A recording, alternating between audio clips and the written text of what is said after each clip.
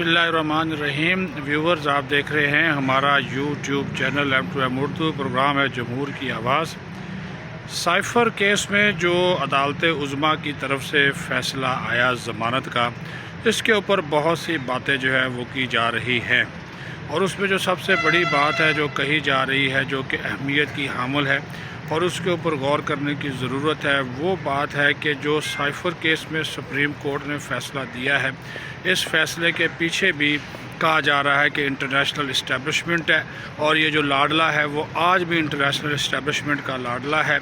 माजी में भी इंटरनेशनल इस्टेब्लिशमेंट, ख़ास तौर पर यहूदी लॉबी जो है वो इसके पीछे रही, और वही यहूदी लॉबी और इंटरनेशनल इस्टेब्लिशमेंट इसको बचाने की मुसलसल जो है वो कोशिश कर रही है। और इसी वजह से आप देख रहे हैं कि इसको जो है वो जेल में गैर मामूली सहूलियात हासिल हैं, हालांकि ये इंतहाई संगीन नोयत के केसेस में जो है ये मुलव्वस है।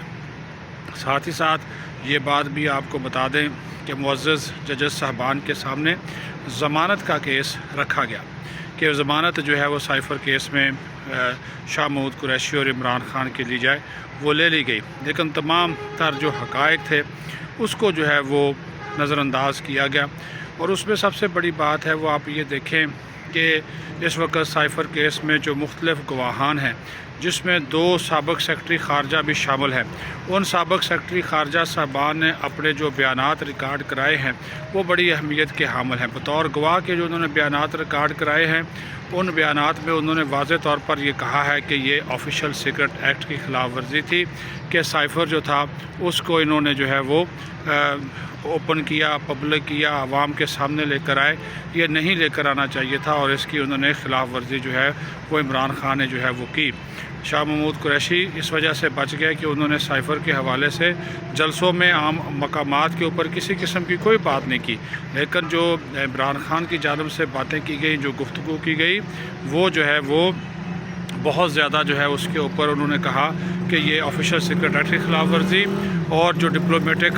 नॉर्म्स होते हैं उसकी ख़िलाफ़ वर्जी, और उसकी वजह से फिर आलमी जो सतह के ऊपर पाकिस्तान के आलमी बरदरी के साथ जो ताल्लुकात ख़राब हुए, वो बहुत ज़्यादा जो ताल्लुकात ख़राब हो गए और पाकिस्तान एक तरह के बहरानों में चला गया। मुआशी सूरत हाल के ऊपर भी इसका फ़र्क पड़ा, और आलमी जो बरदरी है उसके साथ जो ताल्लुकात हैं उसके ऊपर भी इसका जो है वो फ़र्क पड़ा।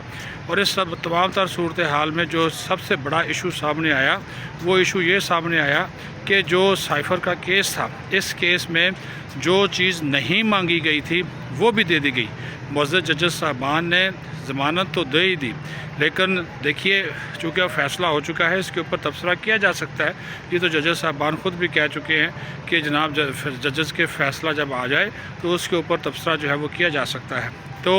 ये मुख्तलिफ़ कानूनी माहिरीन, आइनी माहिरीन इस नुक्ते को जो है वो उठा रहे हैं, और उनका ये मौक़िफ़ है कि ज़मानत के लिए केस गया था, लेकिन मुअज़्ज़ज़ जजेस साहबान ने इस केस के मेरिट के ऊपर बातें करना शुरू कर दी और इस केस को निपटाने की कोशिश की, और उसमें ये तक ज़ाहिर करने की कोशिश की ये केस जो है वो कुछ भी नहीं है, आलमी सतह के ऊपर पाकिस्तान के ताल्लुकात जो है वो इतने ख़राब नहीं हुए, इस केस के अंदर जो है वो चीज़ें उस तरह की नहीं हैं जिस तरह की बयान की जा रही है। तो उसके ऊपर भी बहुत ज़्यादा जो है वो सवालात जो है वो उठ गए कि जो चीज़ नहीं मांगी गई थी, तो उस केस के मेरिट और डी मेरिट के ऊपर भी बात करके जो ट्रायल कोर्ट है उसके लिए भी मुश्किलात जो है वो पैदा कर दी गई कि अब ट्रायल कोर्ट इस चीज़ से किस तरह वो हटेगी। हालांकि जो गवाहान के बयानात रिकॉर्ड हो चुके हैं 22 के करीब, वो इससे अलग हट कर हैं, और उन बयानात के रिकॉर्ड होने के बाद जो सूरत हाल बनी है वो जो है वो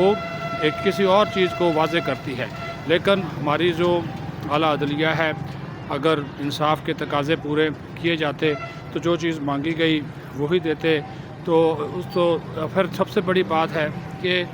क्या इस केस में ज़मानत बनती थी? इतने संगीन नोयत के केसेस में अगर ज़मानत हो गई तो फिर तो कत्ल के मुलज़म को भी ज़मानत मिल सकती है, और जो लोग हैं उनको भी ज़मानत मिल सकती है। पर इसके ऊपर बहुत सारी जो है वो बातें हो रही हैं, तहफ़्फ़ुज़ात का इज़हार किया जा रहा है, ख़दशात का इज़हार किया जा रहा है, लेकिन वो लोग जो तहफ़्फ़ुज़ात और ख़दशात का इज़हार कर रहे हैं, उन लोगों को इस चीज़ का भी एहसास जो है वो है کہ اتنے بنیادی نوعیت کے جب کیسز کے فیصلے ہو رہے ہیں اور یہ کیس منطقی انجام کی طرف بڑھ رہا ہے، ایسے مرحلے میں اس کیس میں ضمانت لینا اور پھر کیس کے میرٹ ڈی میرٹ کے اوپر بات کرنا بہت سے سوالات کو جو ہے وہ جنم دے رہا ہے۔ اپنا خیال رکھیں، بہت شکریہ۔